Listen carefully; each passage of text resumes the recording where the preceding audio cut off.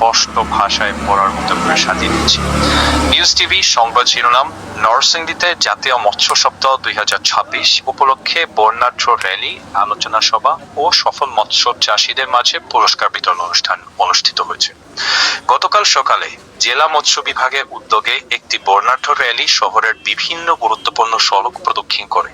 র্যালিতে মৎস্য বিভাগের কর্মকর্তা-কর্মচারী, বিভিন্ন এলাকার মৎস্য চাষী, মৎস্যজীবী এবং নানা শ্রেণী পেশার মানুষ অংশগ্রহণ করে। অংশগ্রহণকারীরা ব্যানার, ফেস্টুন ও প্লাকার্ড বহন করে দেশীয় মাছ সংরক্ষণ, জলাশয় রক্ষা, মাছের উৎপাদন বৃদ্ধি এবং অবৈধভাবে মাছ ধরা বন্ধে জনসচেতনতার আহ্বান জানান।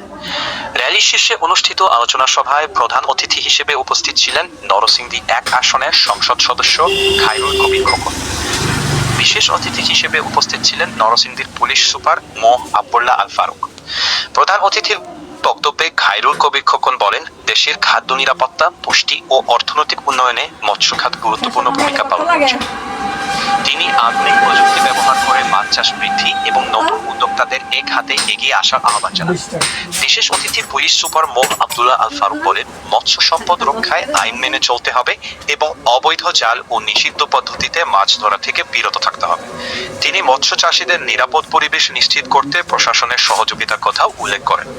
আলোচনা সভা শেষে মৎস্য খাতে বিশেষ অবদান রাখা সফল মৎস্য চাষীদের হাতে সম্মাননা ও পুরস্কার তুলে দেওয়া হয়। এতে উপস্থিত চাষীদের মধ্যে উৎসাহ ও আনন্দের পরিবেশ সৃষ্টি হয়।